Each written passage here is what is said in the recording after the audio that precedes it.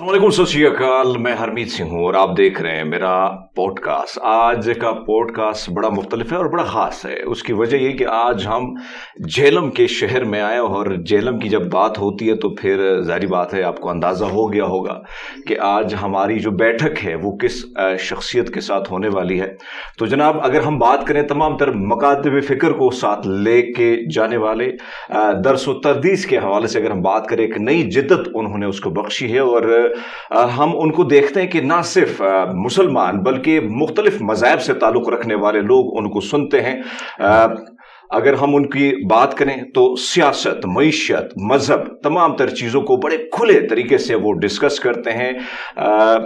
Engineer Mohammad Ali Mirza साहब हमारे साथ हैं। बहुत शुक्रिया सर आपका वक्त देने का। जज़ाकल्लाहु खैर। कैसे हैं आप? ठीक है अल्हम्दुलिल्लाह अल्हम्दुलिल्लाह। अगर हम बात करें जो इस वक्त सियासत हो रही है, अगर उलमा इकराम की सियासत के हवाले से हम बात करें तो बड़ा अहम रोल हुआ करता था। तारीख के पन्नों को अगर हम देख के खंगालते हैं तो कहीं ना कहीं एक अहम रोल हमें मिलता है। आजकल की जो मजहबी जमातें हैं, कहीं ना कहीं हम देखते हैं कि उनकी जो सियासत है, जो तर्ज अमल है, जो आम आदमी है वो दूर होता चला जा रहा है। उसकी क्या वजूहात है? उसकी वजह यह कि इन्होंने अपना तर्ज सियासत बदल लिया।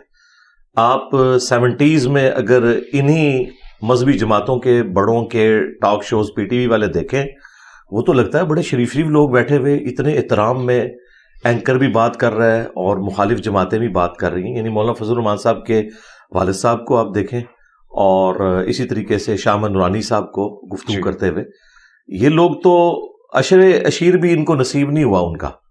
और प्लस फिर बीच में अगर आप देखें ना, जो रशिया और अमेरिका की कोल्ड वार है जी, और फिर अफगानिस्तान की सारी सूरत हाल, इसने भी हमारे, मैं समझता हूँ, मेंटल मॉडल्स बदल दिए हैं और इसमें सियासत में भी शिद्दत आ गई है। फिर भी मैं समझता हूँ कि इस वक्त जो हमारी मजहबी जमातें हैं, अगर आप उनको हार्ड लाइनर किस्म के जो दूसरे मजहबी लोग हैं उनसे कंपेयर करें तो ये बहुत बेहतर है। यानी मैं मौलाना फजल रहमान साहब की सियासत और उनके मजहबी फिक्र से इख्तलाफ रखने के बावजूद ये कहूंगा कि वो पाकिस्तान के लिए एसेट है कि एटलीस्ट उन्होंने लाखों लोगों को कौमी धारे में रखा हुआ है। अदरवाइज यही लोग हैं जो नॉन स्टेट एक्टर भी बन सकते थे। मौलाना फजल रहमान साहब की वजह से वो पॉलिटिक्स में है, असेंबलियों में बैठते हैं, पाकिस्तान के आइन को मानते हैं, फौज को मानते हैं। यही वजह है कि मौलाना फजल रहमान को कम से कम 3 दफा तो मर्डर अटेम्प्ट उनके ऊपर हो चुकी है उन्हीं जमातों की तरफ से कि आप इस सिस्टम का हिस्सा क्यों हैं। बाकी जो कमजोरियां हैं वो आप देखें, वक्त के साथ साथ इंसान लर्न करता है। जिस तरह इमरान खान साहब ने कई मामलात में लर्न किया जी। जब इनकी सास अब फौत हुई है, वो खान साहब जो बाहर होते हुए इन लोगों से मिलते नहीं थे, अब वो अफसोस के लिए लोगों को भिजवा रहे हैं। और वहां पे भी बड़ा अच्छा जेस्चर दिया मौलाना फजल रहमान साहब ने कि मैं इस चीज को अखलाकी इकदार के मुनाफी और सियासत के मुनाफी समझता हूं कि मेरा जो मुखालिफ है वो जेल के अंदर है और मैं बाहर आजाद हूं। उन्हें भी पूरा मौका मिलना चाहिए कि वो भी पॉलिटिक्स में हिस्सा ले और इलेक्शन लड़े। तो मैं समझता हूं इस एतबार से आप देखें तो ये चंद एक जो हमारे बुजुर्ग सियासतदान है ना, मौलाना फजल रहमान साहब या इसी तरीके से आप वहां पे सिराजुल हक साहब को देखें, इनमें फिर भी काफी नॉर्म्स हैं। निचले लेवल के ऊपर जो आपको सख्ती थोड़ी बहुत नजर आती है एक दूसरे के बारे में अल्फाज इस्तेमाल करते हुए, तो उसको दरगुजर करना चाहिए। उसमें तो फिर पीटीए वाले मेरे ख्याल है उनसे 2 हाथ आ गई हैं अगर आप देखें अपनी जुबान के अंदर। और नून लीग और पीपल्स पार्टी वाले वो भी बाजुकात अपने मामलात इस तरीके से लेके चलते हैं, लेकिन चूंकि यंग जनरेशन खान साहब के साथ अटैच है तो यंग जनरेशन के साथ ये बिल्ट इन एक प्रॉब्लम बाय डिफॉल्ट अटैच है कि वो जज्बाती रवैयों के साथ बिहेव करते हैं। लेकिन इसकी निस्बत आप मजहबी जमातों की अगर एक्टिविटीज देखें तो वो फिर भी अल्फाज का चुनाव अच्छा करते हैं। उनके जो तकरीर करने वाले हैं वो वल्गर लैंग्वेज यूज नहीं करते।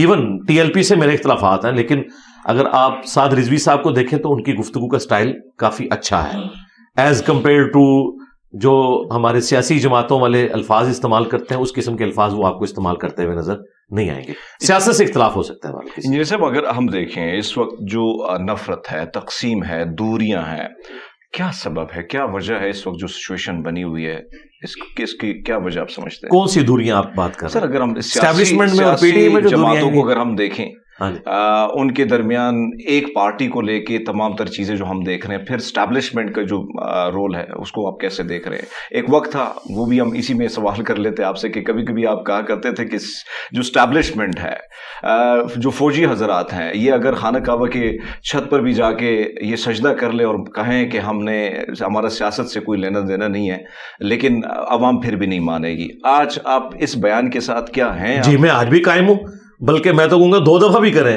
تب بھی نہیں ہوگا ایسے. اس کی وجہ یہ کہ 9 مئی 2023 کے بعد حالات و واقعات کافی زیادہ بدلے، اور اس کی وجہ سے اب اسٹیبلشمنٹ میرے خیال ہے پہلے سے زیادہ اسٹرانگ ہو کے سامنے آئی ہے. ان کو جواز بھی ایک مل گیا. اب اس کے پیچھے کون تھا؟ الٹیمیٹلی یوز ہونے والے پی ٹی آئی کے لوگ تھے، اس میں تو کوئی شک نہیں ہے. آپ یہ کہہ نہیں سکتے کہ جو لوگ ضمانتیں اپنی کرواتے پھر رہے ہیں یہ ہمیں ویڈیو کیمروں میں وہاں نظر نہیں آتے تھے. باقی یہ کہنا کہ جی وہاں سے سیکیورٹی ہٹا لی تھی، جو کچھ بھی تھا، اس قسم کا دانا اگر ڈالا کسی نے تو چگ تو لیا نا چگنے والوں نے. ہم بھی بڑے لوگ دانا ڈالتے تھے لیکن ہم نے کبھی چگا نہیں ہے. ہمیں پتہ ہے کہ اس کے بعد کیا ہوگا.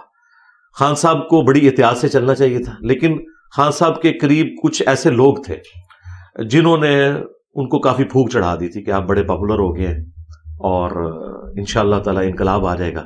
آپ کو پتا ہے کہ اگر تخت نہ ملے نا تو پھر تختہ ملتا ہے.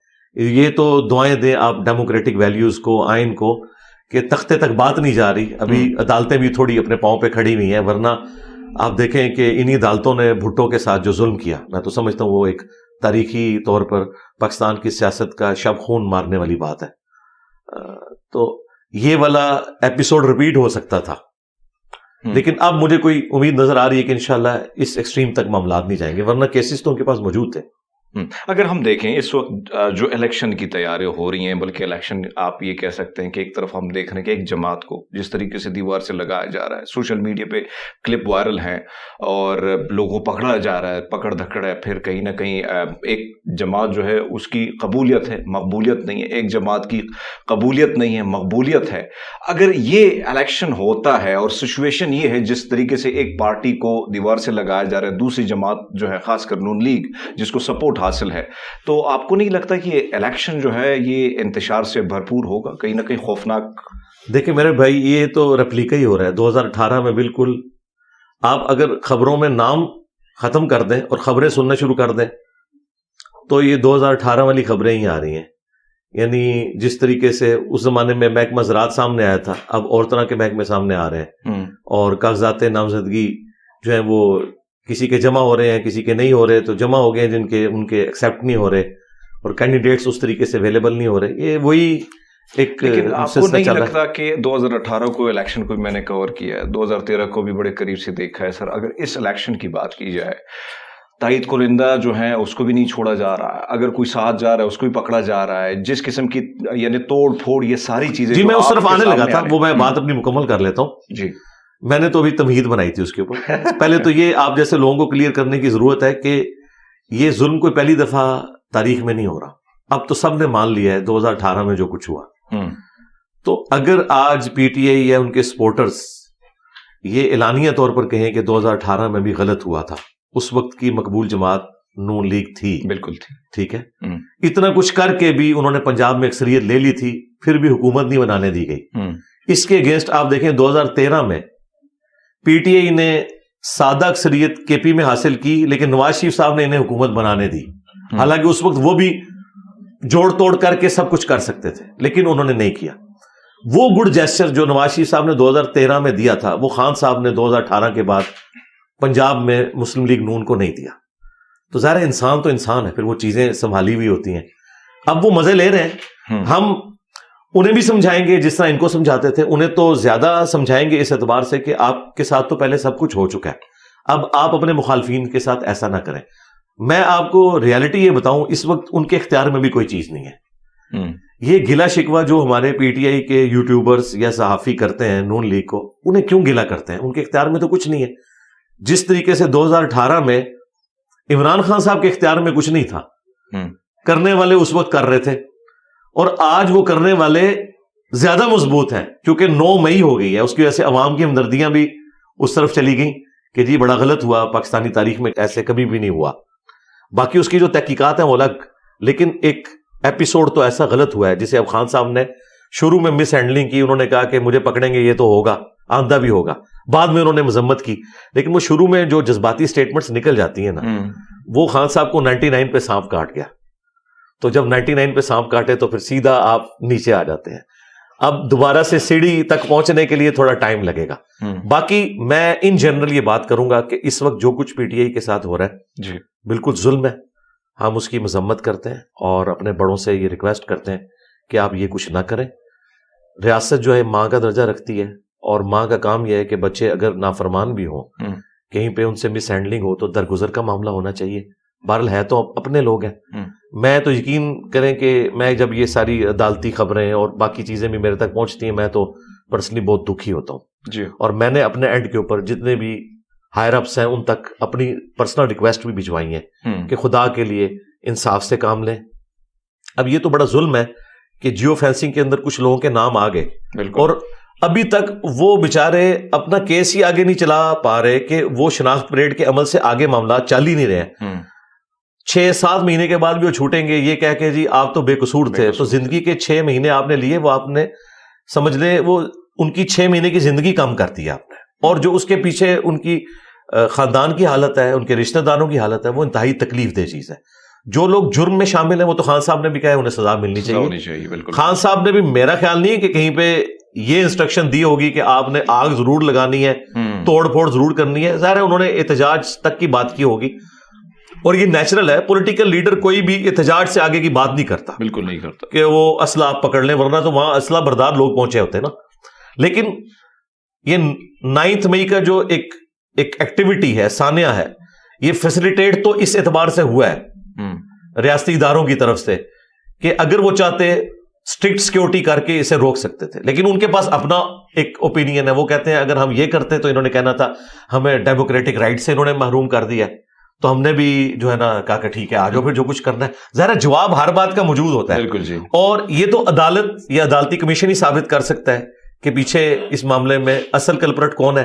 لیکن ایپیسوڈ غلط ہے, بہت غلط ہوا, اور اس کی وجہ سے اب پیپلز پارٹی جیسی ڈیموکریٹک جماعت کم از کم اپنے کئی ایک معاملات میں وہ باقی جماعتوں سے, اے این پی کو اور پیپلز پارٹی کو اور جماعت اسلامی کو, یہ 3 جماعتیں ایسی ہیں کہ بہرحال پھر بھی یہ جمہوریت کے لیے کھڑی ضرور ہوتی ہیں.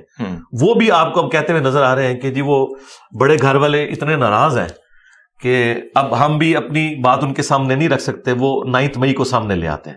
تو یہ 9 مئی جو ہے نا بہت بڑی مثال ہے. اگر ہم دیکھیں, اگر پاکستان کی تاریخ کو کنگال کے دیکھیں تو کہیں نہ کہیں ایسا لگتا ہے کہ یہ ایک تجربہ گاہ ہے, تجربے ہو رہے ہیں. ماضی میں جو آپ نے بھٹو صاحب کا ذکر کیا, پھر ہم ماضی میں جاتے ہیں فاطمہ جناح کے ساتھ کیا ہوا, لیاقت علی خان صاحب کے ساتھ کیا ہوا, جناح صاحب کے ساتھ کیا ہوا. اس ساری سچویشن کو اگر ہم دیکھیں, کیا وجہ ہے, کیا ماضی سے نہیں سیکھ پاتے اور پھر آگے بڑھتے وہی تجربے دوبارہ, جو آپ نے فرمایا کہ 2018 میں جو کچھ ہوا, 2013 میں جو کچھ ہوا, ابھی دوبارہ وہی سب کچھ ہو رہا ہے. آپ نہیں سمجھتے کہ ملک کے لیے کتنا خطرناک ہے کہ تجربے کرتے کرتے کہیں نہ کہیں ریاست جو ہے, جو سچویشن ہے, عام آدمی, آپ نے فرمایا کہ میں صبح اخبار پڑھتا ہوں, خبریں آتی ہیں, پریشان ہوتا ہوں, میں خود بھی پریشان ہوتا ہوں, میرے ساتھ میری فیملی, دیگر لوگ بھی پریشان ہیں, کاروبار لوگوں کے ٹھپ پڑے. یہ تجربے کر کر کے کیوں ہم سیکھ نہیں پا رہے سر؟ سیکھیں گے, لیکن بات یہ کہ جن کو حکمرانی کا مزہ لگ چکا ہے وہ اپنا مزہ چھوڑنے کے لیے تیار نہیں ہے. میں تو شروع سے ہی بات کرتا ہوں, خان صاحب تو اب انقلابی ہوئے نا, میں تو پہلے دن سے انقلابی ہوں, لیکن ظاہر ہے خان صاحب نے جو ایفرٹ کی ہے میں تو وہ نہیں کر سکا. پولیٹکس میری فیلڈ نہیں تھی اس اعتبار سے, میں نے تو ظاہر ہے سچائی کے لیے کھڑا ہونا تھا. تو اب اگر آپ نون لیگ کی نظر سے دیکھیں, وہ کہتے ہیں کہ اقتدار آپ لوگوں نے ہم سے لیا تھا تو ہمیں ہی واپس کریں گے, کیونکہ اس وقت ہمارے ساتھ آپ نے یہ کیا تھا. اگر ہمیں 2018 تک آپ رہنے دیتے, ہم نے اگلے الیکشن بھی جیت لینے تھے پرفارمنس کے ذریعے, اور کئی چیزیں انہوں نے پرفارم بھی کی, بجلی پوری کی, باقی معاملات بھی, سی پیک بھی اگر چلتا رہتا 2021 تک کئی ایک معاملات ہو جانے تھے. لیکن بیچ میں خیر ایک یہ سارا معاملہ ہوا. اب وہ یہ کہتے ہیں کہ چونکہ عدالتیں بھی اپنے ڈیسیژن ریورس کر رہی ہیں, ہمیں بھی آپ ریورس لے کے جائیں, وہی پرائم منسٹر بحال کریں, ہمیں 5 سال دیں, اس کے بعد اگلے الیکشن میں عوام فیصلہ کریں گے. اب یہ بات تو کلیئر ہے کہ اگر نون لیگ حکومت سنبھال کے 5 سال میں پرفارمنس دے دیتی ہے, 5 سال بعد پھر پی ٹی آئی کی باری کوئی نہیں آئے گی. یہ تو حقیقت ہے, یہ تو ظاہر ہے عوام پھر اس طریقے سے, کیونکہ کے پی کے اندر جو کچھ ہوا ہے وہ آپ لوگوں کے سامنے ہے, کوئی ایسا وہاں تو اب مسلسل اتنے عرصے سے 10 سال سے زیادہ حکومت ہے, اس لیے اب جو اسٹیبلشمنٹ ہے وہ بھی نون لیگ کے زخموں کے اوپر مرہم اس اعتبار سے رکھ رہی ہے, تو وہ ایک یہ نظام اس طریقے سے چلتا جائے گا. حقیقت بات ہے خان صاحب جو باتیں اب کر رہے ہیں نا, اگر یہ پرائم منسٹر ہوتے ہوئے کرتے سٹارٹ سے ہی, میں نے 2018 کے الیکشن کی رات یہ کہا تھا کہ اس وقت پاکستان کا سب سے مضبوط اگر کوئی انسان ہے نا تو وہ عمران خان ہے, کیونکہ اسٹیبلشمنٹ اسے دولہا بنا کے لائی تھی. ٹھیک ہے, شروع میں وہ بلی مار لیتے نا, جو وہ باتیں کیا کرتے تھے کہ میرا آرمی چیف اگر یوں کر دے, میرا D G I S I یوں کر دے تو میں تو اسے فائر کر دوں گا. کیا تو کوئی نہیں, وہ اعلی کار بنے رہے ان دونوں کے ہاتھوں. الٹیمیٹلی وہ دونوں تو سکون سے گھر میں بیٹھے ہوئے خان صاحب اندر ہیں, اور مجھے اس چیز کا دکھ ہے کہ جو ہینڈلرز ہیں وہ سکون سے اپنے گھروں میں بیٹھے ہوئے ہیں. آپ نے پھر بلی چڑھایا تو ایک عوامی لیڈر کو, تو میں اس وجہ سے دکھی ہوں کہ یہ ایٹیچیوڈ نہیں ہونا چاہیے بالکل.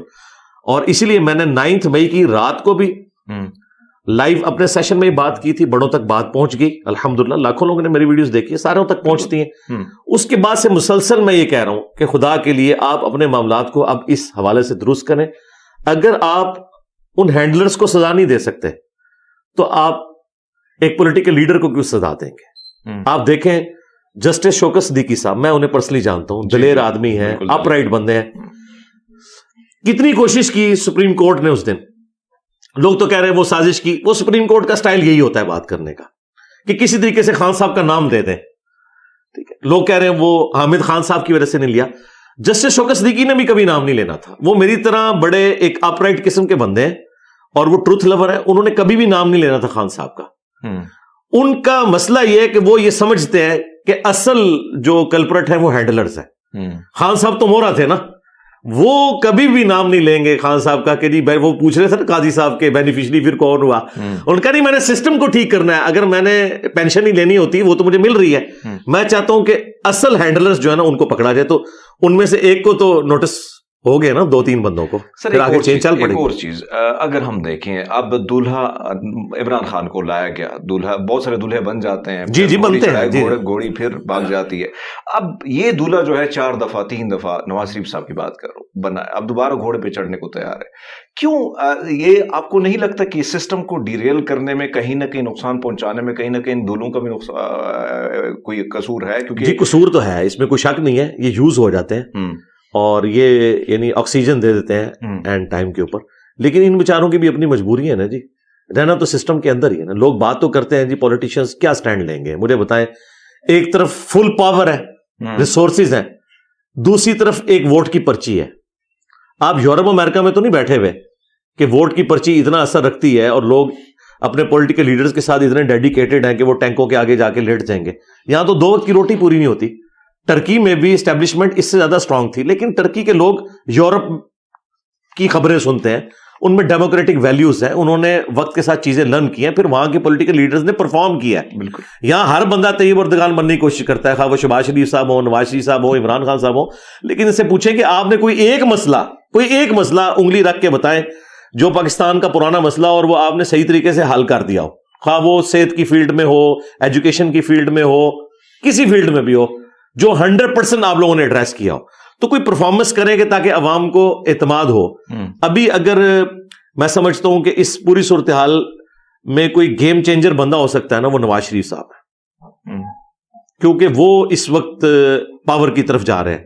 جو بندہ پاور کی طرف ہوتا ہے نا, اس کے پاس زیادہ ایک راستے کھلے ہوتے ہیں کہ وہ اپنے مخالفین کو بھی تھوڑا سپیس دیتا ہے. خان صاحب تو اس وقت کرنے کی پوزیشن میں نہیں. ہاں خان صاحب اس وقت کر سکتے تھے جب وہ کہتے تھے میں جا کے اس کا اے سی اتروا لوں گا, میں اسے ٹی وی چھین لوں گا, میں اسے جیل میں ڈلوا دوں گا.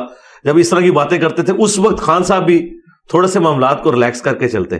باقی وہ جو بیانیاں وہ دیتے ہیں نا کہ جی میں اس لیے نہیں کر سکتا تھا کہ میرا تو بیانیہ یہ تھا کہ میں نے چوروں کو پکڑنا ہے, تو خان صاحب کے ساتھ تو خود سارے چور بیٹھے ہوئے تھے, پہلے تو ان کو پکڑتے, وہ ایک ایک کر کے سارے چور بھی ان کو چھوڑ گئے.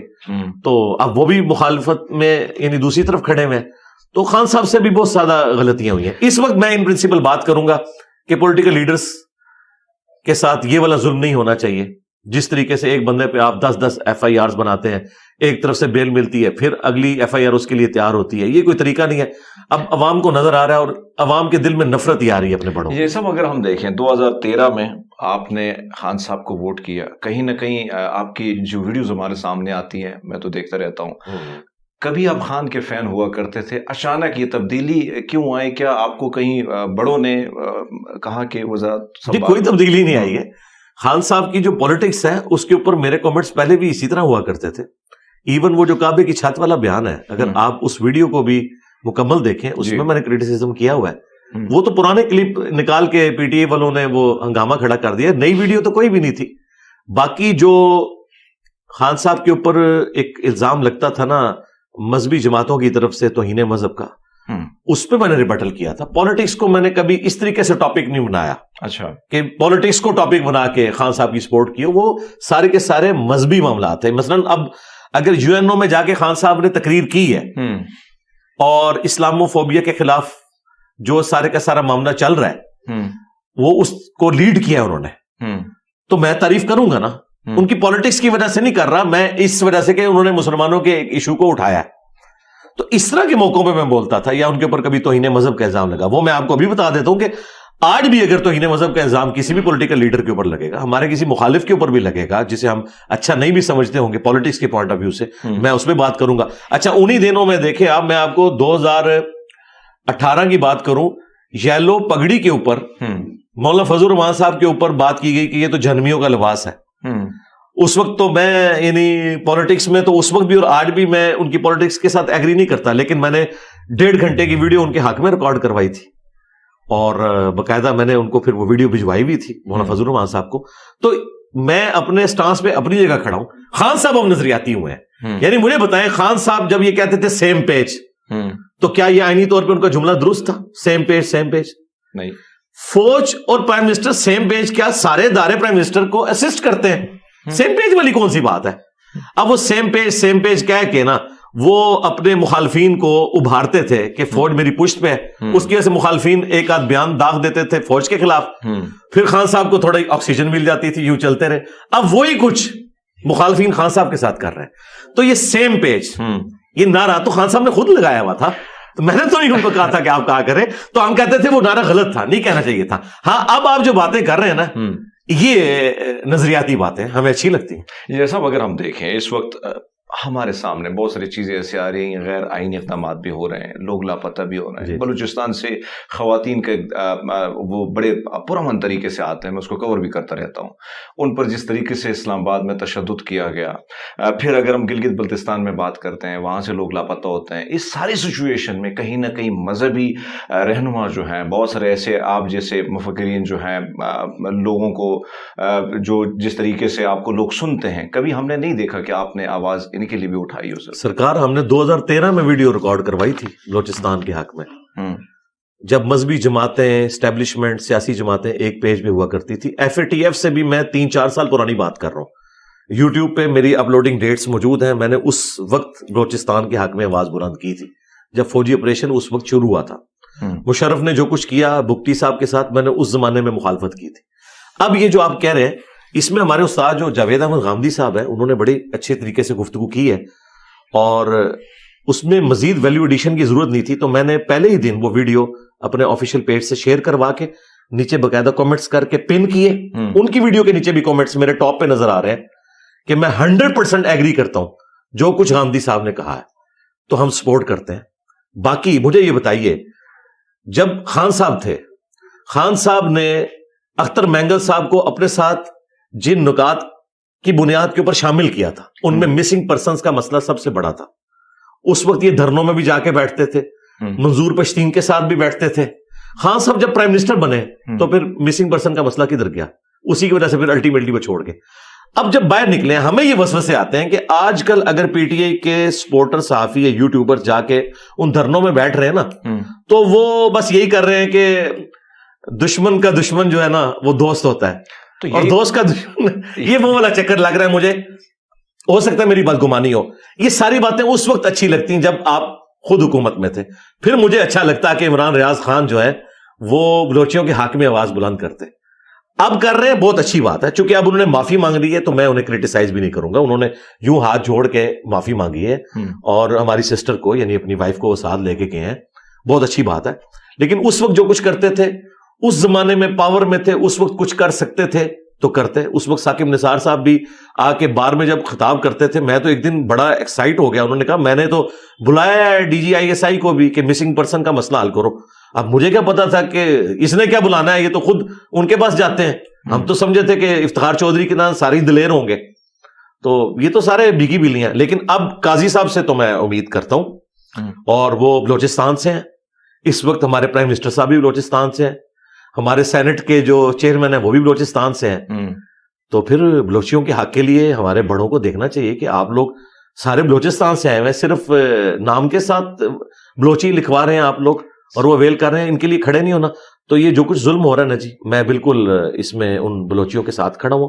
اور نہتے لوگ ہیں بیچارے, کوئی اسلحہ نہیں انہوں نے اٹھایا ہوا, کوئی کچھ نہیں ہے, لیکن ان کے ساتھ جو اس طریقے سے بہیو کر رہے ہیں بالکل کر. سر آپ نے جو فرمایا کہ عمران خان کبھی ان کے ساتھ ہوا کرتے تھے اقتدار میں, ساری چیزیں یہی چیزیں ہم نے دیکھی. مریم نواز صاحبہ ٹی چوک میں بیٹھا ہوا کرتی تھی, رونا روتی تھی, ہم اس کو کور کرتے تھے. پھر عمران ریاض کے حوالے سے جو آپ نے فرمایا, واقعی میں انہوں نے معافی مانگی, ان کو یہ پتہ چلا کہ غلطی ہوئی ہے. طلعت حسین کے حوالے سے, ابصار عالم کے حوالے سے آپ کی جو مختلف ویڈیوز ہیں ان کے حوالے سے جو کمنٹس ہیں وہ بھی چل رہے ہیں.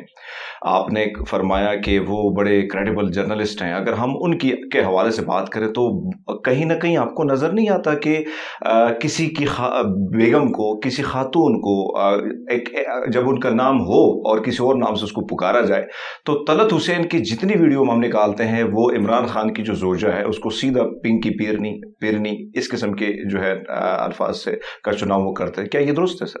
یہ نام پہلے چلتا تھا, میں نے بھی ایک دو ویڈیوز میں یوز کیا, بعد مجھے پتا چلا وہ اس چیز کو برا بناتی ہے, پھر میں نے کبھی دوبارہ استعمال نہیں کیا. حالانکہ مجھے بنیادی طور پہ ان کے عقائد سے اختلاف ہے, اور میں سمجھتا ہوں کہ خان صاحب جو ہر تقریر سے پہلے ایاک نعبد و ایاک نستعین پڑھتے, تو میں نہیں تھا ایکسپیکٹ کر رہا کہ وہ اپنی وائف کی وجہ سے قبر پہ جا کے جھک جائیں گے. میں تو بڑا دکھی ہوا تھا, اسی وائف کی وجہ سے ہوا. تو اس وقت میں نے آنٹی پنکی لفظ استعمال کیا تھا, پنکی پیرنی نہیں, آنٹی. اب ظاہر آنٹی تو ایک ریسپیکٹیبل ورڈ ہے, ظاہر مجھ سے کم از کم وہ 12-13 سال تو عمر میں بڑی ہیں. تو اس کے بعد مجھے پتا چلا کہ پنکی لفظ سے بھی ان کو کوئی مسئلہ ہے, لیکن ویسے ان کے خاندان میں یہ لفظ یوز ہوتا ہے. پھر میں نے وہ بھی یوز نہیں کیا, پھر میں نے یہی کہا کہ خان صاحب کی جو وائف ہے تو خاتون اول یا اس طرح کا. باقی یہ جو آپ نے بات کی تو اس طرح کے الفاظ بالکل یوز نہیں کرنے چاہیے. جہاں تک طلعت حسین اور ابصار عالم کا مسئلہ ہے تو میں سمجھتا ہوں کہ یہ دونوں صحافی مسنگ پرسن کے حوالے سے تو ہمیشہ ان کا سٹانس وہی رہا ہے جو ہمارا ہے, یا آج کل PTI والوں کا وہ رہا ہے, اس میں تو کوئی شک نہیں ہے. اور اینٹی اسٹیبلشمنٹ بیانیے کی بھی بات کریں تو مجھے بتائیں ابصار عالم کو اب کیا باقی صحافی بتائیں گے کہ اینٹی اسٹیبلشمنٹ بیانیہ کیا ہوتا ہے, جو ڈائریکٹ ڈسا ہوا ہے فیض حمید صاحب کا, جس کا بیٹا پوری زندگی کے لیے ایک ذہنی مریض بن گیا باجوہ صاحب کی وجہ سے. ہم ان کو درس دیں گے؟ میرا خیال ہے انہوں نے پریکٹیکلی ثابت کیا ہے کہ وہ کھڑے ہوئے ہیں. باقی پولیٹیکلی کسی جماعت کے ساتھ ایفیلیشن ہونا کسی کی, یا اس کی طرف جھکاؤ ہونا, وہ تو تمام صحافیوں کا کہیں نہ کہیں ہوتا ہے, اس میں کوئی شک نہیں. مسئلہ اس وقت ہے کہ جب کوئی غلط کام وہ جماعت کرے اور آپ اس کے اوپر پردہ ڈالیں, یہ کام نہیں ہونا چاہیے. میں نے ان دونوں سے میری ڈائریکٹ تو ملاقات کوئی نہیں ہے, میں تو ظاہر ویلاگز ہی دیکھتا ہوں. جہاں پہ کوئی غلط چیز ہوتی ہے میں اس کو ہائی لائٹ کر دیتا ہوں نیچے کامنٹس میں جا کے کہ یہ بات آپ نے غلط کی ہے, یہ بات آپ نے ٹھیک کی ہے, یہ آپ کو نہیں کرنی چاہیے تھی. تو وہ ہم وقتاً فوقتاً ہائی لائٹ کر دیتے ہیں. باقی میری ڈائریکٹ ملاقات تو کسی جیسا اگر ہم دیکھیں مختلف سیاستدانوں کی بات کی جائے, اگر ان کے کریکٹر پر بات کی جائے, ماضی پر بات کی جائے, اگر ہم عمران خان کی بات کریں وہ خود بھی ایکسیپٹ کرتے ہیں کہ کئی نوجوانی میں وہ پلے بوائے تھے, وہ ایکسیپٹ کرتے ہیں. لیکن ابھی اگر ہم دیکھیں ان کا رجحان, پھر آپ کی ایک ویڈیو اس حوالے سے بھی گردش کرتے ہو, پھر آپ تنقید کا نشانہ بھی بنے. کیا ویڈیوز ہے مجھے بتائیں, میں نے ذاتی پلے بوائے کے حوالے سے میں نے تو یہ لفظ کبھی یوز ہی نہیں کیا, یہ میں نے ان کے لیے کبھی نہیں یوز کیا. بالکل. تو پھر یہ PTI کی جو نوجوان ہے سوشل میڈیا, میں نے ذاتیات کے اوپر کیوں اٹیک کرنا ہے جی, سیدھی سی بات. اسی کے ساتھ ایڈ کیجیے گا, کیا یہ درست ہے اگر ماضی سے, کیونکہ اگر ہم اسلام کی بات کر لیتے, کیونکہ اس وقت ملک مسلمانوں کی بہت بڑی تعداد ہے, ماننے والے بہت ہیں, تو اسلام میں بھی یہی ہے کہ ماضی میں جو کچھ آپ کا کریکٹر رہا ہو, اگر آپ جو کچھ ہیں اسی چیز کو فالو کریں. اس چیز کو آپ کیسے؟ میں تو کہتا ہوں ابھی بھی اگر ان کے کریکٹر میں کوئی جھول ہے نا تو وہ ان کا اور اللہ کا معاملہ ہے. ہم کسی کی ذاتی زندگی کے اندر کوئی دخل نہیں دیتے. ذاتی اگر آپ زندگی میں جائیں گے اور اس طریقے سے घुसने की कोशिश करेंगे, किसी की वीडियोस को लीक करेंगे, तो कुरान ने तो कहा है कि आपने किसी के बारे में बदगुमानी नहीं करनी, तजस्सुस नहीं करना, किसी के छुपे हुए राज को यूं नहीं निकालना। लेकिन अब बात यह कि जो लोग इस किस्म की बातें कर रहे हैं और वो कह रहे हैं कि जी खान साहब की जोजा के साथ ये कुछ सहाफियों ने किया, खान साहब कंटेनर पे मरीम नवाज को खुद क्या कहते रहे, देखे ना, जुबान तो भाई तुम मेरा नाम ना इतनी दफा लिया करो वरना ये हो जाएगा। अब बात यह है कि ये सब कुछ सारी तरफ से होता रहा ना। असल मसला है कि आप किसी एक को सिंगल आउट तो कर नहीं सकते जी। हम कहते हैं कि ये भी गलत है और जो कुछ वो कर रहे हैं वो भी गलत है। किसी उसूल के ऊपर खड़े हो ना, एक उसूल के ऊपर तय कर लें कि भाई पॉलिटिक्स में फौज का किरदार नहीं होना चाहिए। फिर ये नहीं है कि खान साहब को लाने के लिए होना चाहिए, नवाज शरीफ को लाने के लिए नहीं होना चाहिए, दोनों के लिए नहीं होना चाहिए। ये तो नहीं, मैं आपको भी बताऊं, अभी खान साहब जब एक तरफ ये कह रहे थे कि जी आइन की हुक्मरानी, फिर साथ साथ क्यों कह रहे थे मेरी आर्मी चीफ से मुलाकात कराओ, मैंने उससे मिलना है। अपने जमाने में तो कहते थे कि अपोजिशन के बंदे का क्या काम है, वो तो प्राइम मिनिस्टर को रिपोर्टिंग होता है। अब हम कौन सी बात सही माने? मेरे ख्याल है खान साहब को नहीं मिलना चाहिए, उनका कोई काम नहीं कि आर्मी चीफ से मुलाकात करें। इदारों को आजाद होना चाहिए, मिलेंगे फिर उनको कहेंगे आपको एक्सटेंशन दूं। यहां में कह रहे थे बाजवा साहब ने किया, उधर बाजवा साहब कह रहे थे मैं फिर एक्सटेंशन दे देता हूं। तो मैं अपने लीडर्स के बारे में, इनको मैं पहले तो मजहबी पेशवा नहीं मानता, ये पॉलिटिकल लीडर्स हैं और ये पॉलिटिक्स भी एक पाकिस्तान की पॉलिटिक्स, वरना तो सहाफत तो और पॉलिटिक्स जो है ये तो नबियों वाला काम है, आप सच्चाई के लिए खड़े होते हैं। तो लेकिन ये लोग इस तरह नहीं करते, ये कहते हैं आप हमें ले आए फिर इंशाल्लाह सब कुछ ठीक है। अगर हम देखें, जब आप मकबूल होते हैं, फैन फॉलोइंग बढ़ जाती है, माशाल्लाह आपको बहुत सारे लोग सुनते हैं, ओवरसीज भी सुनते हैं, पाकिस्तानी भी सुनते हैं, और मैं तो ये बात ऑन स्क्रीन कह रहा हूँ कि मैं भी आपको सुनता रहता हूँ। बहुत सारे ऐसे लोग हैं जो सिख कम्युनिटी से, हिंदू कम्युनिटी से आपको सुनते रहते हैं। जब आप मकबूल हो जाते हैं, कहीं ना कहीं दिल करता है कि सियासत की तरफ आएँ। इंजीनियर साहब, अगर आप सियासत की तरफ आएंगे तो मंशूर क्या होगा, नारा क्या होगा, ऐसा कोई रखते हैं ख्वाहिश सर के? मुझे कभी वसवसा भी नहीं आया कि मैंने ये काम करना। अच्छा जी जी।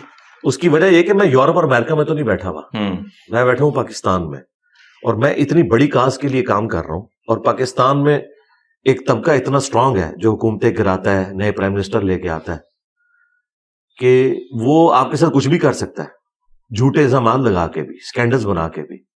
तो मैं तो दीन की लेगेसी लेके चल रहा हूं, तो मैं ये अफोर्ड ही नहीं कर सकता कि मैं अपने मिशन से एक हट के उड़ता तीर जो है वो बगल में ले लूं और एक खामखा एक नई कंट्रोवर्सीज क्रिएट करना शुरू कर दूं। मैं अभी कुछ नहीं करता तो इतना कुछ हो जाता है, फिर अल्लाह का शुक्र है मैं चूंकि जिंदा हूं, मैं उसे रिबटल करता हूं। हर एक चीज फिर कुछ अरसे में एड्रेस हो जाती है। अल्टीमेटली जो हमारा स्टांस है वही ठीक निकलता है, हमारी ऊपर जो इल्जाम लगे होते हैं खुद ब खुद वक्त के साथ खत्म हो जाते हैं। लेकिन अगर मैंने ये काम शुरू कर दिया तो आप याद रखिएगा कि पाकिस्तान में जो अशराफिया हुकूमतें गिराता है और लाता है, वो कभी भी किसी शख्स को इस लेवल पे पॉपुलर नहीं होने देते कि हुकूमत में वो कोई दखल थे।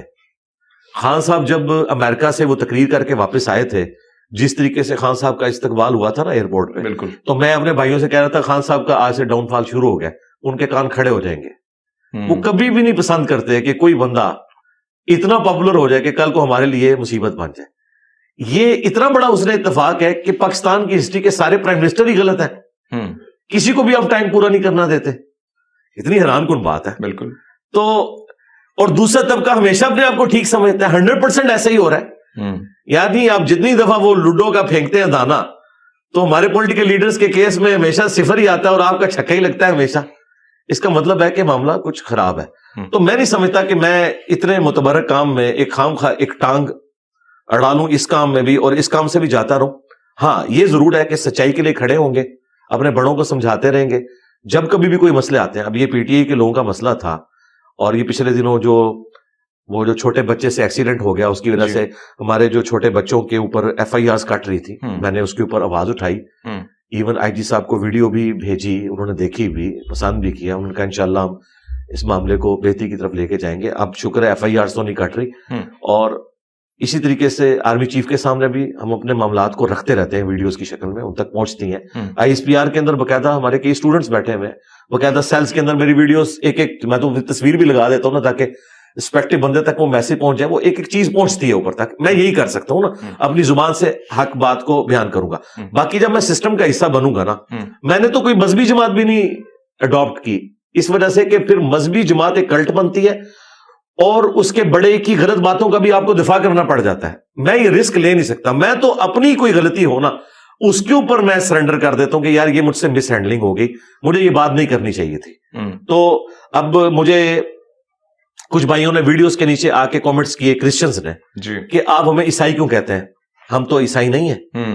تو وہ دن ہے, آج کا دن ہے. میں نے عیسائی ورڈ یوز نہیں کیا. ایک دو دفعہ سلپ آف ٹنگ ہوا تو میں نے فوراً اسی وقت ویڈیو میں ایڈیٹنگ کروائی, یا میں نے اسے ریپیٹ کیا کہ نہیں عیسائی نہیں کرسچن. کیونکہ میں نے جب ایک لوگ اپنی کمیونٹی کے لیے برائی کا لفظ یہ سمجھتے ہیں کہ انہیں عیسائی کہا جائے, وہ کہتے ہیں آپ عیسیٰ ابن مریم سے نہ ہمیں جوڑے, آپ کرائسٹ کا لفظ استعمال کریں. اس طریقے سے ہم بھی کہتے ہیں کہ مسلمانوں کو محمدن کا ورڈ جو ہے یہ گوروں نے دیا ہے, ہم مسلم ہیں, ٹھیک ہے, ہمیں مسلم کہلوانے پہ ہی فخر ہونا چاہیے. ہم کسی ایک شخصیت کے ساتھ اس دین کو نہیں جوڑنا چاہتے, ہم تو تمام پیغمبروں کا احترام کرتے ہیں الحمدللہ.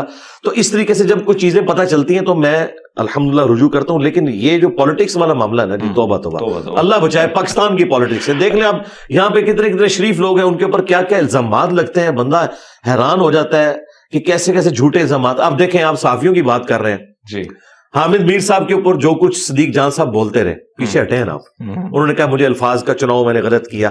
منصور علی خان نے بڑی اچھی بات کی اپنے ایک ویلاگ کے اندر, انہوں نے کہا کہ آپ ہم سے اختلاف رکھیں لیکن ہمیں یہ کیوں کہتے ہیں کہ ہم نے لفافہ کسی سے لیا ہے, آپ کے پاس کیا ثبوت ہے؟ میری افیلیشن بھی تو ہو سکتی ہے.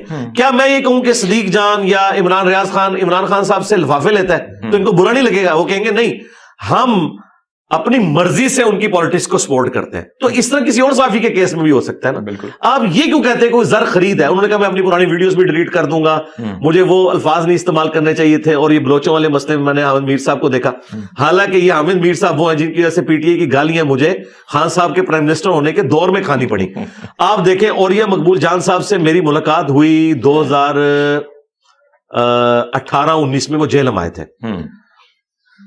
اس زمانے میں یعنی اپنے عروج کے اوپر تھے خان صاحب, تو میں نے اس وقت ایک ویڈیو کو ریکارڈ کری, اس میں نے حامد میر صاحب کا بھی ذکر کیا تعریفی کلمات کے ساتھ, شاہ زیب کا اور سلیم صافی صاحب کا, وہ پی ٹی اے والے اس زمانے میں بھی. یہ جی ہاں, آج پی ٹی اے والوں کی آنکھوں کا تارا ہے حامد میر صاحب. اب دیکھیں, میں تو ادھر ہی کھڑا ہوں, میں تو آج بھی کہتا ہوں کہ حامد میر صاحب سے آپ لاکھ اختلاف رکھیں, لیکن وہ بندہ اپنی کاز کے ساتھ مخلص ہے, جو بھی اس کی کاز ہے, کہ وہ مسنگ پرسن کے لیے بندہ بولتا ہے, وہ آئین کے لیے بولتا ہے, اینٹی اسٹیبلشمنٹ بیانیہ اس کا ہے, اس میں کوئی شک نہیں ہے. باقی وہ جو غلطیاں ہیں نواز شریف صاحب کی, زرداری صاحب کی, خان صاحب کی, وہ اس زمانے میں بھی کہتا تھا, بالکل آج بھی کہہ رہا ہے. یہ نہیں ہے کہ وہ نہیں کہہ رہا. اب ہوتا یہ تھا کہ وہ چاند ایک کلپ اٹھاتے ہیں پی ٹی اے والے جس میں انہوں نے خان صاحب کے خلاف بولا تھا, اس زمانے میں وہ کہتے ہیں یہ دیکھو یہ تو نون لیگ کا بندہ ہے, حالانکہ اسی زمانے میں وہ نون لیگ کو بھی کریٹیسائز کرتے تھے, وہ پیپلز پارٹی کو بھی کریٹیسائز کرتے تھے. پک اینڈ چوز نہیں ہونا چاہیے. صاحب اگر ہم دیکھیں, کہا جاتا ہے, ایک تاثر یہ بات پایا جاتا ہے کہ آپ کا ایک الگ مسلک ہے, بہت سارے مسلکوں کے لوگ آپ سے اختلاف بھی کرتے ہیں, آپ پر اٹیکس بھی ہوئے ہیں, آپ پر گستاخ کے جو ہیں وہ الزامات بھی لگے ہیں, اور کہیں نہ کہیں وہ کہتے ہیں لوگوں کو آپ گمراہ کر رہے ہیں. دیکھیں, تمام مکاتب فکر کے لوگ ایک دوسروں کے جو بڑے فرقوں کے علماء ہیں ان کے بارے میں بھی یہی اسٹیٹمنٹ دیتے ہیں. صرف مجھے سنگل آؤٹ نہ کریں, وہ ایک دوسرے کے بارے میں بھی یہی اسٹیٹمنٹ دیتے ہیں. طارق جمیل صاحب جس فرقے سے تعلق رکھتے ہیں نا, دیوبند کا فرقہ, بریلوی انہیں گمراہی سمجھتے ہیں. اسی طریقے سے الیاس قادری صاحب بریلوی فرقے سے تعلق رکھتے ہیں نا, دیوبند انہیں گمراہی سمجھتے ہیں. ہاں, میرے خلاف ذرا زیادہ محاذ اس لیے کھڑا ہو گیا کہ یہ سوشل میڈیا کا دور ہے. اب مجھے بتائیں, خان صاحب پاکستان کی ہسٹری کے سب سے پاپولر لیڈر کس وجہ سے بنے ہیں؟ سوشل میڈیا کی وجہ سے. ورنہ میں آپ کو وثوق سے کہتا ہوں کہ اس وقت اگر بھٹو صاحب ہوتے ہیں نا, تو وہ خان صاحب سے بھی زیادہ مقبول ہوتے ہیں. ان کی سپیکنگ پاور, ان کے بولنے کا انداز کمال کا انداز تھا, لیکن اس زمانے میں اتنا میڈیا نہیں تھا. خان صاحب تو بھٹو صاحب کو پیچھے چھوڑ گئے ہیں میڈیا کی برکت سے. اسی طریقے سے اس زمانے میں اگر مولانا مودودی ہوتے تو جو عروج ان کو اس زمانے میں ملتا اپنے علم کی وجہ سے, شاید جو اس وقت ملا ہے وہ اس سے زیادہ کے حقدار تھے, لیکن انہیں وہ ریسورسز نہیں ملے. مجھے ریسورسز ملے, سوشل میڈیا ملا, ہر بندے تک میری آواز پہنچی. اس وجہ سے میرے مخالفین کی چیخیں پھر اسی لیول کی ہوں گی, کیونکہ جب کوئی بندہ وائرل ہوتا ہے نا تو مخالفین اس طرح کا پروپیگنڈا کرتے ہیں. لیکن اللہ کا شکر ہے, میں اتنا حوصلہ رکھتا ہوں کہ میں تمام مکاتب فکر کو مسلمان سمجھتا ہوں, ان کے پیچھے نمازیں پڑھتا ہوں, چندے ان کو دیتا ہوں. میں نے کوئی اپنی چندہ بک نہیں بنائی, مسجد نہیں بنائی, مدرسہ نہیں بنایا, انہی کے پیچھے نمازیں پڑھتا ہوں. میں نے اس کو کلٹ بھی نہیں بننے دیا, کوئی جماعت تک نہیں بنائی, کوئی پیری مریدی کا نظام نہیں بنایا. ایون نان مسلمس کی آپ نے بات کی کہ وہ سنتے ہیں, وہ کیوں سنتے ہیں؟ اس وجہ سے نہیں کہ میں ان کی کوئی جھوٹی تعریف کرتا ہوں, وہ باتیں وہی سنتے ہیں جو میں نیچرل کر رہا ہوں اپنے سٹائل کے اندر. بالکل. اب تو میں نے سکھ کمیونٹی کو یعنی ایک سامنے رکھتے ہوئے 4 گھنٹے کی پنجابی زبان میں بھی پوڈ کاسٹ ریکارڈ کروائی ہے, کیونکہ اس وقت بھی پنجابی مسلمان بھی کروڑوں کی تعداد میں ہیں, 12 کروڑ تو پاکستان میں بیٹھے ہوئے, ٹھیک ہے, تو 7-8 کروڑ انڈیا کے اندر بھی ہوں گے, اور اس کے علاوہ بھی دوسرے. تو تمام لوگ کیوں سنتے ہیں کہ میں سچائی کے لیے اپنی آواز کو بلند کرتا ہوں, باقی مخالفین تو کرتے ہیں. آپ مسلمانوں کو تو چھوڑیں, ایک کرسچن بھائی بتانے لگے کہ ہمارے پادری صاحب نے کہا انجینئر صاحب کو نہیں سننا, آپ گمراہ ہو جائیں گے. اچھا, اور وہ کون سی چیز نہیں سننی جس میں نے قرآن کی آیت کوٹ کی تھی کہ جیسس کرائسٹ انسان تھے, اور اللہ نے کہا کہ وہ روٹی کھاتے تھے, وہ خدا نہیں ہو سکتے, وہ خدا کے بندے تھے. اب چونکہ انہوں نے اس کو خدا کا بندہ ڈکلیئر کیا ہوا ہے, یہ خدا ڈکلیئر کیا, تو وہ اس کو گمراہی سمجھتے ہیں. حالانکہ میرا کلپ وہ کرسچنز کے خلاف نہیں تھا, وہ میں مسلمانوں کو سمجھا رہا تھا کہ جیسس کرائسٹ جو وجیہن فی الدنیا والآخرہ ومن المقربین ہے, اللہ تعالیٰ کے سب سے پسندیدہ 5 پیغمبروں میں سے ہیں, ان کا سٹیٹس یہ ہے کہ اللہ تعالیٰ کہہ رہا ہے کہ وہ روٹی کھانے کے محتاج تھے, ان کو بھی موت آنی ہے, انسان ہے. تو تم نے جو اپنے بزرگ بابے کھڑے کر دیے ہیں جن کی قبروں سے جا کے تم مانگتے ہو, یہ تو شاہی کوئی نہیں عیسیٰ ابن مریم کے مقابلے پہ. وہ حضرت عیسیٰ کی تعریف میں تھے, لیکن وہ کلپ کسی نے شیئر کرایا, اس کے نیچے انہوں نے کامنٹس کیے اور پھر انہوں نے روکنے کی کوشش کی. اور ایکسٹرا جوڈیشل جو واقعات ہوتے ہیں پاکستان میں جو نان مسلم کے ساتھ, جی رہا ہوں, لیکن ایک چیز میں اسی کے ساتھ ساتھ اس کو بھی جوڑوں گا. لیکن سر یہ بتائیے گا کہ مناظرہ ہوتا ہے, ہم نے ماضی میں بہت سارے دیکھے ہیں, کہا جاتا ہے کہ یہاں میں نے بہت سارے ایسے لوگ کو دیکھا, وہ آئے, انہوں نے ویڈیو بنائی اور پھر کہا گیا دیکھیے جی جناب غائب ہو گئے ہیں, ہم نے ان کو چیلنج کیا تھا. یہ چیلنج سے آپ کیوں غائب ہو جاتے ہیں, اس کی کیا وجوہات ہوتی ہے؟ مجھے بتائیں اس طرح کیسے ہوتا ہے کہ آپ کسی کی مرضی کے بغیر اسے چیلنج کر کے اس کے گھر پہنچ جائیں؟ اس طرح تو نہیں ہوتا. میرا جو چیلنج ہوتا ہے نا وہ ویڈیو میں ہوتا ہے کہ جس طرح کوئی ایک صحافی کہتا ہے کہ میرے فیکٹس اور فگرز کو کوئی چیلنج کرے, یہ میرے فیکٹس اور فگرز ہیں, میں یہ بات رکھ رہا ہوں, تو اس کو ریبٹل کرتے ہیں دوسرا صحافی اس کے اوپر وی لاگ بناتا ہے. یہ تو نہیں ہوتا کہ وہ 5-6 دوست لے کے تو اس کے گھر پہنچ جاتا ہے کہ جی میں تیرا چیلنج قبول کرتا ہوں, ایسے تو نہیں ہوتا.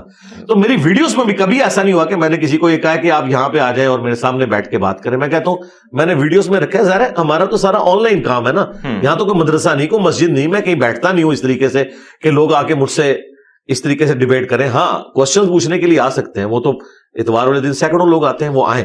تو یہ میں نے کوئی اس قسم کا چیلنج نہیں دیا کہ مجھ سے آ کے مناظرہ کریں. اور دیکھیں جس فرقے کے وہ مولانا صاحب آئے تھے ان کے سب سے بڑے مفتی منیب الرحمان صاحب ہیں, جو 20 سال تک رویت ہلال کمیٹی کے چیئرمین رہے ہیں. انہوں نے باقاعدہ پھر ویڈیو ریکارڈ کروائی ہے اسی ٹاپک کے اوپر. وہ کسی مدرسے میں بائی چانس گئے ہوئے تھے, وہاں انہوں نے کہا کہ وہ ایک مولانا صاحب ہیں, وہ اکیلے گئے ہیں, اکیلے فاتح بھی ہو گئے ہیں. اس طریقے سے مناظرے ہوتے ہیں, اس میں موضوع طے ہوتا ہے, شرائط طے ہوتی ہیں, پھر دونوں پارٹیاں ایگری بھی کرتی ہیں. تو اس طریقے سے مناظروں کا کوئی فائدہ نہیں. اگر ہیلدی ڈیبیٹ ہو نا اس کے میں حق میں ہوں, لیکن پاکستان میں وہ ممکن نہیں ہے. یہاں جو جذباتی رویے ہیں, آپ امریکہ میں اور یورپ میں دیکھیں, وہاں پہ نان مسلمز اور مسلمز کی بھی جو ڈیبیٹس ہوتی ہیں اکٹھے بیٹھے ہوتے ہیں. یہاں آپ سوچ سکتے ہیں اکٹھا بیٹھے نہیں, وہ تو مطلب تقریر پوری نہیں ہوگی, ایک دوسرے کو مار کے اٹھے گا. آپ کو پتہ ہے پاکستان کی ضرورت ہے. ایک اور چیز سر ایڈ کیجیے گا, اگر ہم دیکھیں جو صورتحال گستاخی کے حوالے سے اگر ہم دیکھیں, بہت سارے سکھ میں نے دیکھے, بہت سارے ہندو, بہت سارے کرسچن جن پر الزامات لگے, کہیں نہ کہیں بعد میں وہ جھوٹے بھی ثابت ہوئے, لیکن وہ اپنی جان سے گئے. اس کو آپ کیسے دیکھتے ہیں؟ اور اسی کے ساتھ ساتھ جوڑ لیجیے گا سر, ہم نے دیکھا چرچوں پر حملے ہوئے, کرسچن کی بڑی بڑی بستیاں جو ہیں ان کو جلا دیا گیا. اسی طرح اگر ہم دیکھیں ہندوؤں کی کم سن معصوم بچیوں کو جو ہے اٹھوا کر اغوا کر کے وہ پھر آتی ہیں ان کی ویڈیو کی, انہوں نے اسلام قبول کیا. یہی چیز, یہی روایت اگر ہم ہندوستان میں کسی مسلمان معصوم بچی کے ساتھ ہوتا ہے, تب یہاں پہ فتوے بھی لگتے ہیں, لوگ غصے میں بھی, ریلیاں بھی نکلتے تھے. لیکن ان بچوں کو یہ جو مائنورٹی جو لفظ یا اقلیت کا جو لفظ استعمال جو نہیں ہونا چاہیے تھا, یہ جو غیر مسلم ہے, ان کے پاس تو آپشن تھا, لیکن اس سرزمین کو انہوں نے چنا. پھر ان کے لیے کیوں یہ لوگ کھڑے نہیں ہوتے اپنے بچے سمجھ کر؟ کیٹاگوریکلی میں آپ کی جتنی بھی یعنی یہ باتیں ہیں ان کے ساتھ ایگری کرتا ہوں کہ یہ سب کچھ ظلم پہ ہو رہا ہے. اور اس صورتحال کے اندر میں ان تمام معاملات میں سیکولرز کے ساتھ کھڑا ہوں. میں اسلامک سیکولرزم میں بلیو کرتا ہوں, جس میں تمام باقی مذہب کے لوگوں کو بھی گیون سرکمسٹانسز کے اندر آزادی ہے. آپ دیکھیں اللہ تعالیٰ نے قرآن حکیم میں فرمایا سورۃ المائدہ کی آیت نمبر 32 میں کہ جس نے ایک جان کو ناحق قتل کیا سوائے 2 ایکسیپشنز کے, یا قتل کے بدلے قتل ہو رہا ہوگا وہ بھی جوڈیشری کے تھرو, یا فساد فی الارض کرنے والے لوگ وہ بھی جوڈیشری کے تھرو. یہ 2 استثناء ہیں. ان کے سوا اگر کسی نے ایک جان کو بھی ناحق قتل کیا، مسلمان یا نان مسلم کی بات نہیں ہو رہی، ایک جان کو بھی، گویا اس نے پوری انسانیت کا قتل کیا. اور جس نے ایک جان کو بچایا گویا اس نے پوری انسانیت کو بچا لیا. یہ تو ہے یونیورسل ٹروتھ سورۃ المائدہ سورت نمبر 5 کی آیت نمبر 32 کے اندر. پھر صحیح بخاری میں حدیث ہے کہ جو کوئی نان مسلم کسی مسلم کنٹری میں ٹیکس پے کر کے رہ رہا تھا اور اسے کسی مسلمان نے ناحق قتل کر دیا تو وہ جنت کی خوشبو بھی نہیں پائے گا، حالانکہ جنت کی خوشبو 40 سال کی مسافت سے آ رہی ہوگی. اور یہ کوئی کمزور حدیث نہیں ہے، بخاری شریف کی حدیث ہے کہ نبی علیہ السلام نے فرمایا کہ غیر مسلم کو ناحق قتل کرنے والا ٹیکس پیئر کو، جو جس کا ذمہ ریاست نے اٹھایا ہوا تھا، کوئی قتل کرے گا تو وہ جنت میں تو جانا دور کی بات، خوشبو بھی نہیں پائے گا. اب یہ وہ تعلیمات ہیں جو موجود ہیں. باقی اگر اس طرح کے تمام مسئلوں کو آپ ڈیپ کریں تو پھر وہی فیکٹر آئے گا جو ہماری پولیٹیکل کمزوریاں یہاں پہ اسٹیبلشمنٹ اپنے مقاصد کے لیے مذہبی جماعتوں کو یوز کرتی ہے، پھر وہ ان کا کام بھی کرتے ہیں اور اپنی مرضی کا کام بھی کرتے ہیں. پھر وہ صرف ان کے بلانے کے اوپر دھرنا دینے نہیں آتے، جب ان کو اپنے دھرنوں کی ضرورت ہوتی ہے وہ بن بلائے مہمان بن کے آ جاتے ہیں. ٹھیک ہے، بالکل خان صاحب کے دور میں آ گئے نا. یہ لوگ سمجھے تھے کہ 2017 میں ہم نے بلایا تو اب اگلی دفعہ بھی ہماری مرضی سے آئے گے، نہیں، وہ تو اپنی مرضی سے آ جاتے ہیں، وہ آگے. تو یہ والے سارے معاملات ہوتے ہیں جس کو ہم کنڈیم کرتے ہیں. علماء بھی کبھی اس طرح کی جبری شادیوں کو انڈورس نہیں کرتے. اس طرح کا تو دین ہے ہی نہیں ہے. قرآن میں واضح ہے لا اکراہ فی الدین قد تبین الرشد من الغی. دین گن پوائنٹ پہ آپ کسی کو قبول نہیں کروا سکتے. دین میں کوئی جبر نہیں ہے. اللہ تعالیٰ نے ہدایت کو گمراہی سے الگ کر دیا ہے. جس کی مرضی ہے وہ راستہ اختیار کرے. دعوت دے سکتے ہیں. دعوت میں تو میں اتنی فریڈم رکھتا ہوں کہ میں مسلمانوں میں بھی تمام مکاتب فکر کے لوگ، ایون نان مسلمز کو بھی میں سمجھتا ہوں کہ اگر وہ اپنی بات رکھنا چاہتے ہیں تو رکھے. آزادی ہونی چاہیے، ہر کوئی اپنی بات سامنے رکھے. کیا مسلمان یورپ اور امریکہ میں دعوت نہیں دے رہے ان کو؟ ان کے چرچز کے باہر سٹالز مسلمانوں نے لگائے ہوتے ہیں. یورپ اور امریکہ میں کبھی نہیں انہوں نے روکا. میں سمجھتا ہوں کہ اگر ہم سمجھتے ہیں کہ یہ ایکسیپٹنس جو وہ ان میں ہے غیر مسلموں میں، آپ نہیں سمجھتے کہ مسلمانوں میں بالکل ہونی چاہیے؟ میں تو اس کے اوپر عامل ہوں. میرے خلاف جن لوگوں نے کفر کے فتوے نکالے نا، انہوں نے آگے نیچے بروشرز تقسیم کیے. میں نے خود دعوت دی کہ آپ تقسیم کریں. میں کانفیڈنٹ ہوں کہ آپ کے اس پروپیگنڈے سے مجھے تو فرق نہیں پڑے گا. اگر میں سچائی کے لیے کھڑا ہوں تو میں علمی طور پہ آپ کا مقابلہ کروں گا.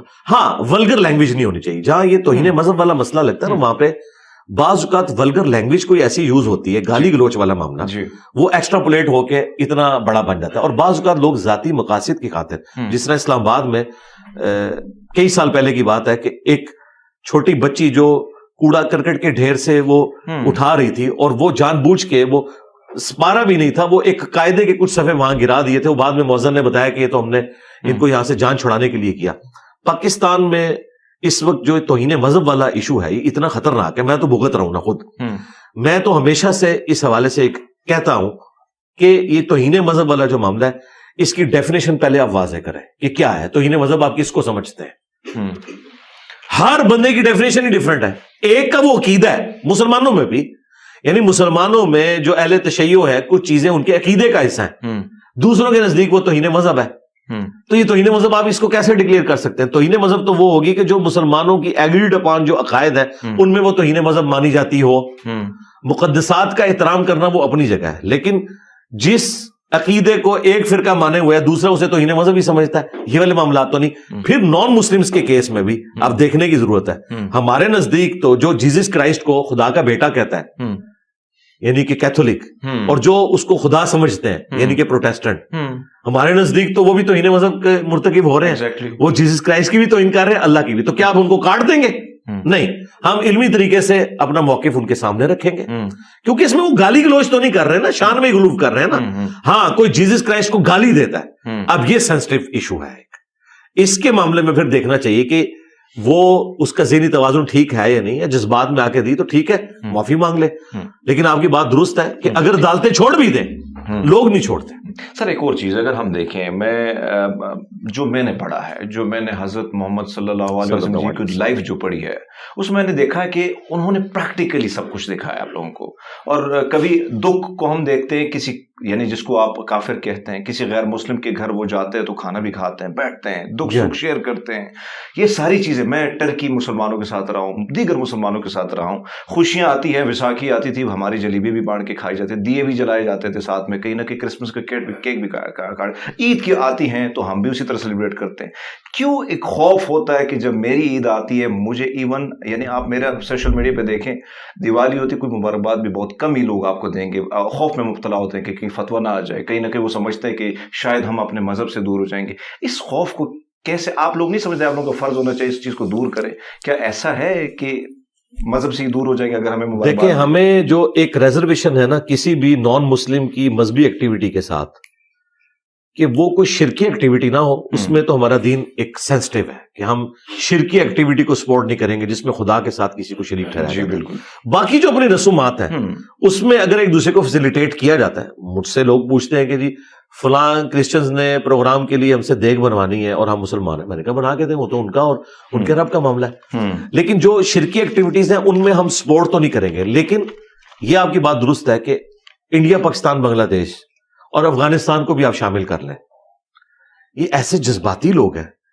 اس طرح کے جذباتی لوگ آپ کو دنیا میں کہیں نظر نہیں آتے. ایون عربی بڑے حیران ہوتے ہیں کہ یار تم لوگ کون سا اسلام لے کے چل رہے ہو. حقیقت بات ہے, ان کے ساتھ جب آپ وہاں پہ جاتے ہیں وہ دیکھیں ان کے اندر بڑی ٹالرنس ہے. اور یہ ساری, اچھا یہ والی ٹالرنس آپ کو کسی حد تک نا انڈیا کے مسلمانوں میں پھر بھی نظر آئے گی, کیونکہ وہ صدیوں سے ساتھ رہ رہے ہیں. ہاں, اور انہوں نے ایک دوسرے کو ایکسیپٹنس دی ہوئی ہے, سب کچھ کرتے ہیں.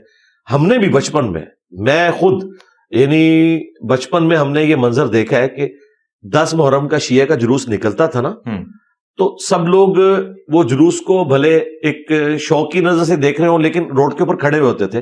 کئی اہل سنت نے سبیلیں لگائی ہوتی تھی.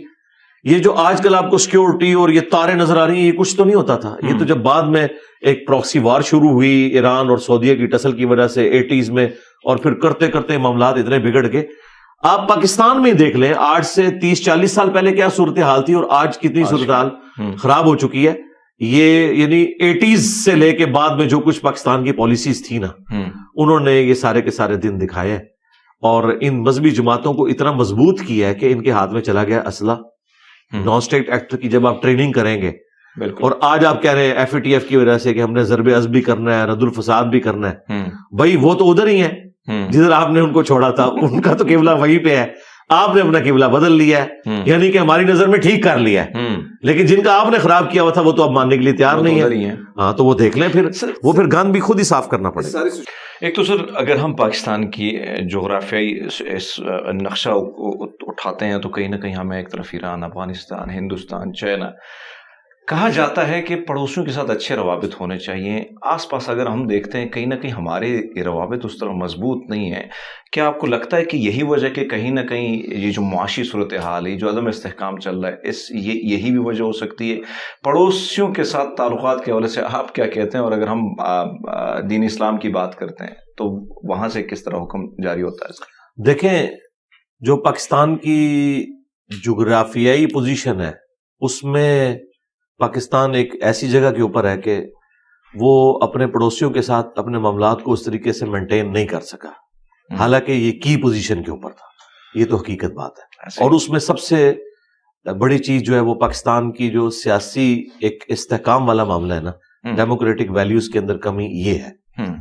اور اسی کی وجہ سے اکانومی بھی ہماری مضبوط نہیں ہے. جب اکانومی مضبوط نہیں ہے تو دنیا میں آپ کی بات تو نہیں سنی جائے گی. تو معاملات میں سمجھتا ہوں اسی وقت مس ہینڈل ہو گئے تھے جب ہم نے امریکہ کی طرف رخ کر لیا تھا, اپنے پڑوسی ملک رشیا کو چھوڑ کے. اور پھر وقت نے ثابت کیا, آج تو ہم کہتے ہیں کہ ہمیں انڈیا بھی تو ہے, اس نے تو سب کے ساتھ بنا کے رکھی ہے. ہم بالکل اپنا سارا وزن ایک پلڑے میں رکھ بیٹھے, اور اب دیکھیں اس وقت امریکہ کو ہماری ضرورت ہی نہیں ہے, انہوں نے انڈیا کو رکھ لیا اپنے لیے. ہم سے جو کام لینا تھا, ہماری فوج شہید کروانی تھی, وہ کروا دی. ہمیں اگر انہوں نے فائدے میں $20 ارب دیے ہیں تو $200 ارب کا ہمارا نقصان ہو گیا. اور جو سب سے بڑا نقصان ہوا کہ ہمارے نیشن کے مینٹل ماڈل ہی بدل گئے. کلاشنکوف کلچر آ گیا, ہیروین کلچر آ گیا, اور جو یہ جذباتی رویے آئے ہیں یہ کتنی خطرناک چیز ہے. تو میرا خیال ہے پاکستان نے نقصان ہی اٹھایا ہے امریکہ کی دوستی. سر آپ نے امریکہ کی بات کی, اس وقت اگر ہم دیکھیں کہیں نہ کہیں جو ہمارے پاس رپورٹس آ رہی ہیں, اور پھر آپ دیکھ رہے ہیں کہ چاہے وہ تیل کے ذخائر یا اس میں سودا کرنا ہو تو ہمیں ڈالر بنسبت اب وہ کم دکھائی دے رہا ہے. لوگ مختلف ممالک اپنی کرنسی میں آگے بڑھ رہے ہیں, اور ایسا لگ رہا ہے کہ ایشیا ہی پاور اس طرف کنورٹ ہو رہی ہے, ڈائیورٹ یہ ساری چیزیں جو ہو رہی ہیں. پھر بھی پاکستان ابھی بھی کہیں نہ کہیں جھکاؤ امریکہ کی طرف ہے. آپ کو نہیں لگتا کہ ہمیں کیوں سمجھ نہیں آ رہی کہ دنیا کہیں نہ کہیں اور طرف, ایون ایران, سعودی عرب کو آپ دیکھ لیجئے گا سر. دیکھیں ان کے پاس تو کچھ ہے نا, وہ نیشن تو ہے نا, ایران ایک نیشن تو ہے نا. سعودی عرب کے پاس ریسورسز ہیں, ان کی مینجمنٹ بڑی سٹرونگ ہے گورنمنٹ لیول کے اوپر, اگرچہ ڈکٹیٹرشپ ہے. پاکستان کے پاس کوئی ایک خیر مجھے بتائیں کہ جو ہمیں جوڑے ہوئے ہو. اگر کسی درجے میں ہے تو ہماری فوج تھی, اور اس کی حالت بھی اب آپ کے سامنے ہے. باقی تو ہمارے پاس کوئی ایک خیر بھی ایسا نہیں ہے کہ جس کی بنیاد پہ ہم ایک نیشن ہو. یہاں پہ مذہبی اختلافات بھی, لسانی بنیاد کے اوپر اختلافات بھی, اور پھر دوسرے ملکوں کی جو پراکسی جنگیں ہیں وہ بھی یہاں پہ ہوتی ہیں. تو پاکستان کے ساتھ تو کئی ایک چیزیں اٹیچ ہیں, اور یہ تو پورے کا پورا آپ سمجھ لیں اس کو توڑ کے بنانے کی ضرورت ہے لوگوں کے جو اذہان ہو چکے میں. آپ جو دوسرے ملکوں کی مثالیں دے رہے ہیں ان کے پاس ڈسین کرنا آسان ہے, ہمارے پاس بڑا مشکل ہے, کیونکہ ہم نے امریکہ سے بہت پیسہ لے کے کھایا ہوا ہے. ہمارے دو بڑے فائنینسر جو ہے نا پوری پاکستان کی ہسٹری میں, پہلے نمبر پہ سعودی عرب ہے اور دوسرے نمبر پہ امریکہ ہے. تو اس لیے ان کی مرضی بھی چلتی ہے نا. دیکھیں ان کی مرضی کتنی چلتی ہے کہ اتنا مضبوط ڈکٹیٹر مشرف ہے, اور نواز شریف صاحب کو وہ لے گئے ادھر سے آ کے, اس لیے کہ وہ ہمیں کھلاتے ہیں. تو یہاں پہ جو پاور ہے وہ ہے اسٹیبلشمنٹ کے پاس, اور ان کے پاس ڈائریکٹ بجٹ امریکہ سے اور سعودیہ سے آتا ہے. تو پھر مرضی تو ان کی چلے گی. ایک دن میں تو ہم اپنی جان نہیں چھڑا سکتے. ہم بڑی کوشش کرتے ہیں کہ چائنا اور امریکہ کے درمیان بیلنس کرنے کی کوشش کریں, اور پھر چائنا کے ساتھ جو ہماری دوستی ہے وہ اپنی جگہ ہے, اور اس میں صرف چائنا کا کمال نہیں ہمارا بھی کمال ہے, کیونکہ پاکستان نے بھی جو ان سے ٹیکنالوجی لی ہے تو بہت پیسہ کھلایا ہے چائنا کو. چائنا بھی پاکستان کا شکر گزار ہے اس اعتبار سے. چائنا تو اب خیر اپنی محنت کی وجہ سے اوپر چلا گیا, ادروائز شروع میں تو انٹرنیشنل پالیٹکس میں امریکہ کے ساتھ انٹروڈیوس چائنا کو پاکستان نہیں کروایا تھا. یہ آپ کو جو اب کا چائنا نظر آ رہا ہے یہ تو پچھلے 25-30 سال میں یہاں تک پہنچا ہے, ورنہ تو چائنا بھی ایک غریب ملک کی تھا, وہ اوپر آ گئے. تو اب اس طرف پیراڈائم شفٹ ہو رہا ہے, یہ بالکل آپ صحیح کہہ رہے ہیں. لیکن امریکہ سے ہماری جان چھوٹ نہیں سکتی, اور کوئی شخص اس زوم میں بھی مبتلا نہ رہے کہ امریکہ جو ہے وہ اپنی پاور لوز کر چکا ہے. اس وقت بھی لیڈنگ پاور امریکہ ہی ہے. ٹیکنالوجی کا ماسٹر بھی امریکہ ہے, اکانومی بھی ساری کی ساری اس کے گرد گھومتی ہے. امریکہ ڈیزرو کرتا ہے جی دنیا کو رول کرے, بھلے ہمیں یہ برا لگے. یعنی میری ذاتی پسند ناپسند الگ ہو سکتی ہے. امریکہ نے سیکنڈ ورلڈ وار میں ثابت کیا ہے کہ امریکہ سپر پاور ہے. امریکہ نہ ہوتا تو ہٹلر نے دنیا پہ قبضہ کر لینا تھا. یہ امریکہ ہی ہے جس نے یہ سب کچھ کیا ہے. جاپان کے مقابلے پہ آپ دیکھیں جتنے مسلمان ملک بھی آزاد ہوئے ہیں, 8 سے 70-80 سال پہلے تو ایک کوئی ایران ایک مسلمان ملک تھا, یا تھوڑے درجے میں آپ کہہ سکتے ہیں عرب کے اندر, ادروائز تو سب کے سب ہم کولونیل پاورز کے انڈر تھے. انڈونیشیا ہو, ملیشیا ہو, مصر ہو, اور پاکستان, یہ سارے کے سارے ملک. یہ تو دوسری جنگ عظیم کے بعد ہم لوگ آزاد ہوئے ہیں, اور اس میں اس آزادی میں ہٹلر کا بھی ہاتھ ہے اور امریکہ کا بھی ہاتھ ہے کہ آپس میں دو مرغے لڑے ہیں اور ہم غریبوں کا بھلا ہو گیا. اچھا ایک اور چیز, اگر ہم مسلمان ممالک کی بات کریں, OIC بنی, پھر اگر ہم ان کے اتحاد کی بات کریں, سر OIC بن گئی ہے, اس کو آپ کیسے دیکھتے ہیں؟ یہ جو اتحاد ابھی تک مضبوط سے مضبوط تر نہیں ہو بلکہ مضبوط ہوا ہی نہیں ہے, اس کی کیا وجوہات ہے سر؟ ظاہر ہے کہ یہ صرف ایک پولیٹیکلی فورم انہوں نے بنایا ہوا ہے, اندر سے تو کوئی ایک نہیں ہے. آپ دیکھیں پیرلل میں مہاتیر محمد, طیب اردغان اور عمران خان یہ مل کے ایک اپنی OIC بنانے کی کوشش کر رہے تھے عربیوں کے مقابلے پہ, اور اس کی سزا پھر ہمیں بھی ملی. محمد بن سلمان نے جو کچھ کیا وہ آپ کے سامنے ہے. تو اب تھوڑا بہت عرب اور عجم کا جو معاملہ ہے وہ سیٹل ہوا ہے.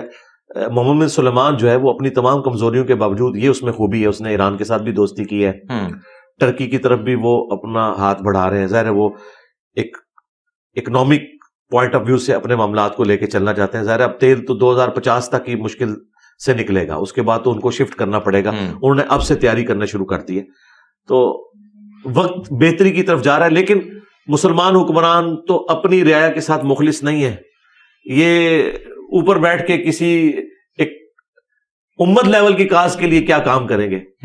پھر ان میں سے میجورٹی جو لیڈر ہیں، بلکہ آلموسٹ 99% لیڈر وہ تو اپنی عوام کے نمائندے ہی نہیں ہیں، سیدھی سی بات ہے۔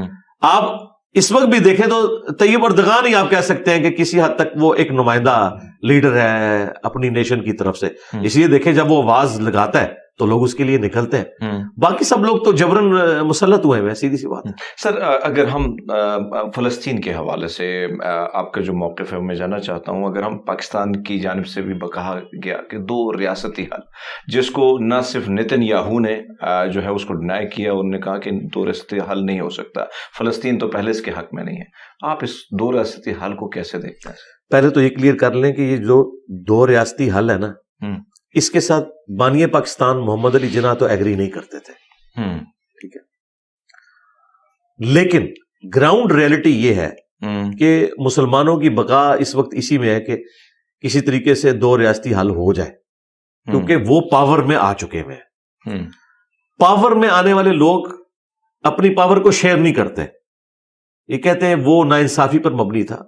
بھائی ناانصافی پر مبنی کیا، انہوں نے تو قبضہ کر لیا ہوا تھا، گریٹ برٹن جنگ جیت چکا تھا، امریکہ جنگ جیت چکا تھا، وہ تو 100% بھی ہم سے ملک لے لیتا تب بھی ہم کچھ نہیں کر سکتے تھے۔ یہ تو بڑی مہربانی ہے کہ یو این او میں یہ سارا معاملہ ہوا اور چلے 55-45 کی بنیاد پہ ہی طے ہو گیا۔ آج تو ہم کہتے ہیں ہمیں تو 40% بھی مل جائے، 30% بھی مل جائے تو بڑی بات ہے۔ تو یہ جو ہمارے اس وقت سٹنگ پرائم منسٹر کاکڑ صاحب نے بات کی ہے، اس کا لوگ مذاق اڑا رہے ہیں، جذباتی مذاق اڑا رہے ہیں، میں بالکل ان کے ساتھ ایگری کرتا ہوں کہ محمد علی جناح نے اس زمانے میں اگر ایک بات کی تھی، اس وقت گراؤنڈ ریئلٹیز ڈیفرنٹ تھی، اس وقت یہ بات کرنا ان کی ایک ذاتی شغف والی بات تھی۔ اگر ہم یو این او کی قراردادوں کو نہیں مانیں گے، 2 ریاستی حل تو یو این او نے دیا ہوا ہے، تو پھر کشمیر کے کیس میں بھی انڈیا پھر ٹھیک کہہ رہا ہے کہ یو این او کی جو قراردادیں ہیں ہم ان کو نہیں مانتے۔ اگر ہم انڈیا کو اس ٹانس پہ لانا چاہتے ہیں، پھر ہمیں بھی یو این او کی قراردادوں کا احترام کرنا ہوگا، اور اس معاملے میں ہماری آرمی بھی اور پولیٹیکل گورنمنٹ بھی ایک پیج کے اوپر ہے کہ 2 ریاستی حل ہی بہتر حل ہے۔ باقی نیتن یاہو ظاہر ہے وہ کیسے مانیں گے، وہ تو ماننے کے لیے تیار نہیں۔ یہی تو ہم کہہ رہے ہیں کہ اگر اس کے بدلے میں ساری مسلم دنیا کو اسرائیل کو تسلیم بھی کرنا پڑتا ہے تو کوئی گھاٹے کا سودا نہیں ہے، کم از کم وہاں پہ سکون آ جائے گا، پھر پولیٹیکل سٹرگل کریں، اپنے معاملات کو آگے لے کے چلیں، ورنہ یہ حل کوئی نہیں ہونا، کیونکہ وہ فل پاور میں ہے، پیچھے امریکہ ان کے کھڑا ہوا ہے۔ آپ دیکھیں امریکہ ان کو عام حالت میں بھی $40 ارب ہر سال کا بجٹ دیتا ہے، اس ایک جنگ کے لیے $100 ارب انہوں نے دے دیا ہے، اور جدید اسلحہ ہے ان کے پاس، اور اسلحے کے بغیر تو آپ اس طریقے سے جنگ جیت نہیں سکتے ہیں کہ صرف آپ لوگوں کو ایک جذباتی طور پہ کہیں کہ جی اللہ تعالیٰ آپ کی مدد کرے گا۔ اللہ تعالیٰ نے معاملات کو اسباب کے ساتھ جوڑا ہے، قرآن میں بھی ہے کہ آپ نے اسباب کو ساتھ لے کے جانا ہے، پھر مسبب الاسباب کے اوپر نظر رکھنی ہے۔ کہیں یہ نہیں آیا کہ آپ 100 دفعہ دروشی پڑھیں گے تو آپ کا پیٹ بھر جائے گا، یا 100 دفعہ سبحان اللہ کہنے سے آپ کی پیاس ختم ہو جائے گی۔ آپ نے اپنی ایفرٹ تو پٹ کرنی ہے۔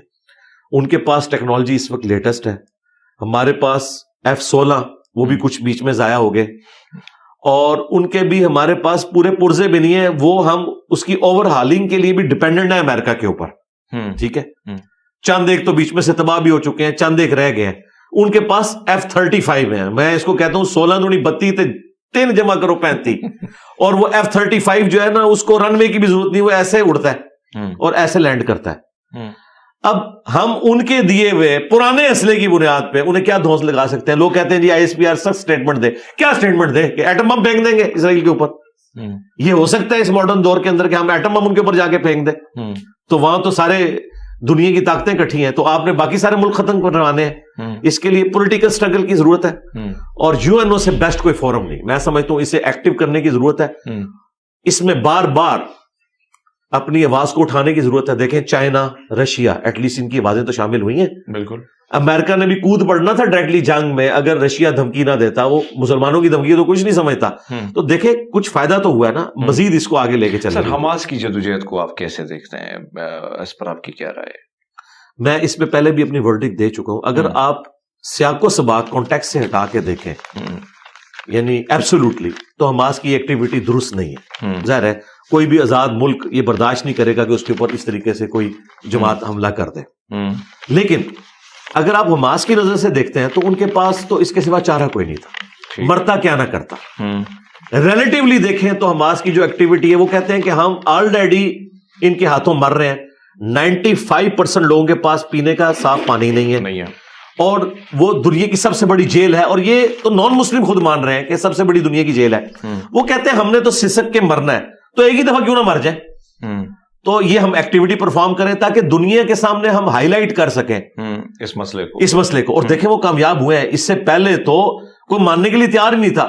ہم لوگ بھی بالکل ایک سمجھ لیں سکون کی نیند سوئے ہوئے تھے کہ شاید وہ مسئلہ ایڈریس ہو گیا. وہ تو روزانہ اس عذاب سے گزر رہے تھے.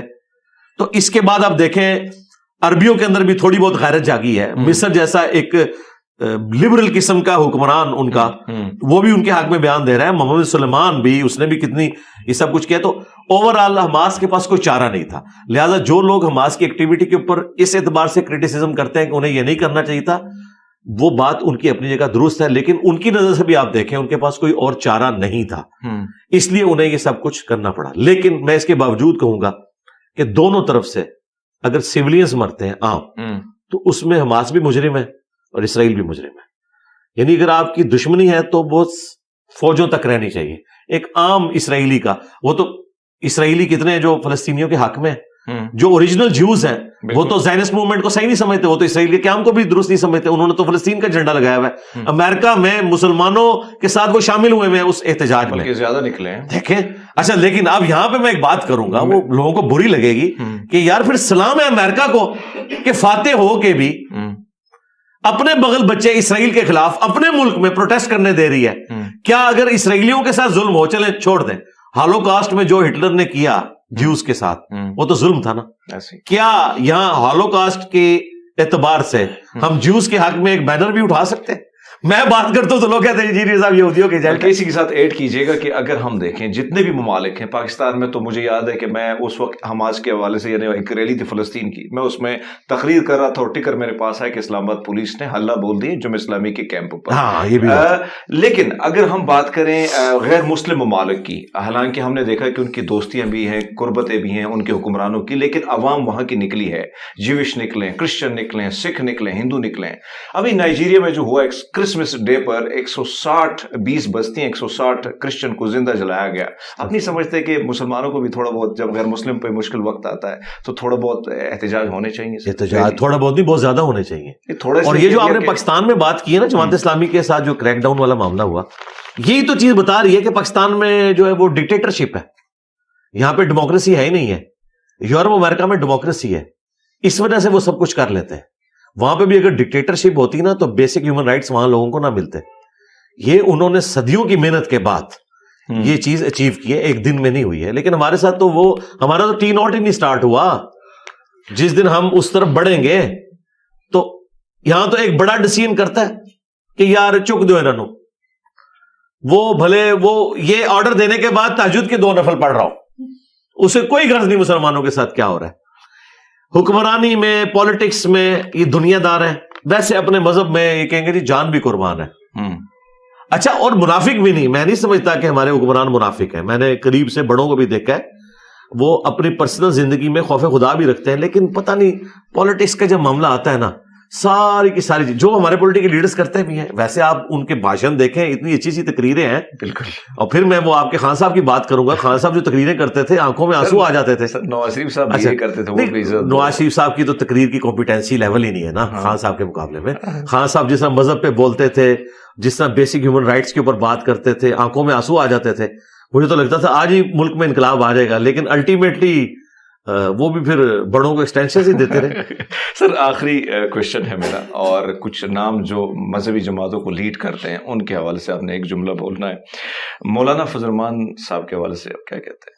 مولانا فضل الرحمان صاحب کو جو اللہ تعالیٰ نے گفتگو کا ملکہ دیا نا جی, وہ میں نے اور کسی مذہبی جماعت کے لیڈر میں نہیں دیکھا. ایون پولیٹیکل جماعت کے لیڈر میں بھی انہیں گفتگو کا ڈھنگ آتا ہے, پریسائز گفتگو کرتے ہیں, بہت اچھی گفتگو کرتے ہیں. سراج الحق صاحب, سر سراج الحق صاحب کی شرافت کو سلام ہے جی, اور وہ اصول کے لیے کھڑے ہوئے ہیں.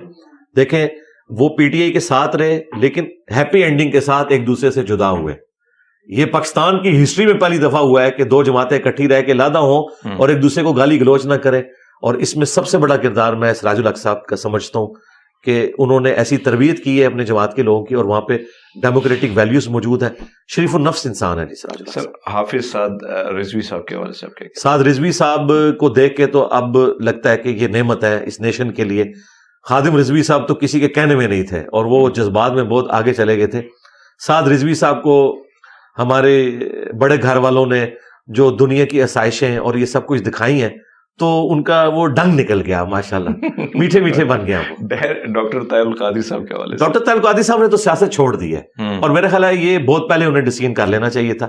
ہم ویلکم کہتے ہیں کہ وہ ان الیکشنوں میں ٹپک نہیں آئے، کیونکہ وہ اچانک الیکشنوں کی بات ہوئی تھی شروع تو دوبارہ خبریں آ رہی ہیں کہ لو جی پھر کوئی کام ہونے لگا، لیکن الحمدللہ سکون سے وہ بیٹھے ہیں، وہ وہیں بیٹھے رہے کینیڈا میں. ہاں کینیڈا میں بیٹھے رہے، اور وہ جو دینی کام کر رہے ہیں وہی کرتے رہے. اور میں بتاؤں ڈاکٹر صاحب امت کے لیے اس حوالے سے نعمت ہے کہ نان اسٹیٹ ایکٹرز کے خلاف اور یہ جو جذباتی رویے ہیں نا مسلمانوں میں، اس کے خلاف سب سے توانا آواز اگر کسی بڑی شخصیت کی رہی ہے نا، آج کل تو سارے بول رہے ہیں، وہ ڈاکٹر طاہر القادری صاحب ہیں. سر مفتی تقی عثمانی صاحب؟ تقی عثمانی صاحب مسلمانوں کے لیے اس اعتبار سے میں سمجھتا ہوں بہت بڑی نعمت ہے کہ پوری دنیا میں اسلامک بینکنگ کے حوالے سے جو خدمات ہیں نا، وہ اگر ایک بندے کو اگر کوئی کریڈٹ جاتا ہے نا کہ پاکستان میں اسے اسٹیبلش کرنا اور اس کے سارے خد و خال واضح کرنا، پھر بکس کی فارم میں آ کے ایک ایک وصفے کو سیٹل کرنا، یہ وہ ساری چیزیں میں ان کی کتابیں پڑھنے کے بعد یہ بات کر رہا ہوں. تو میں اس اعتبار سے انہیں ایک تاریخ ساز شخصیت سمجھتا ہوں. علامہ راجہ ناصر عباس صاحب؟ سر راجہ ناصر عباس صاحب کو میں اتنا زیادہ جانتا نہیں ہوں، اس لیے ان کی سیاست سے میں کوئی ایسا واقف نہیں. مفتی منیب الرحمان صاحب؟ مفتی منیب صاحب تو ماشاء اللہ تعالی ہمارے ایک میٹھے مفتی صاحب ہیں، اور کبھی کبھار غصے میں آتے ہیں، لیکن اوور آل ماشاء اللہ ان کا جو بولنے کا سٹائل ہے اور نپی تلی گفتگو کرنا، میں سمجھتا ہوں کہ اسٹیبلشمنٹ کے لیے ایک بہت بڑی نعمت ہے کہ جب بریلوی وائلنٹ ہوتے ہیں تو ان کے ذریعے وہ ان کو قابو کر لیتے ہیں. بہت شکریہ. آپ کا جو موقف تھا ہم نے عوام کے سامنے رکھا. آپ سب کا بہت شکریہ. جزاک اللہ.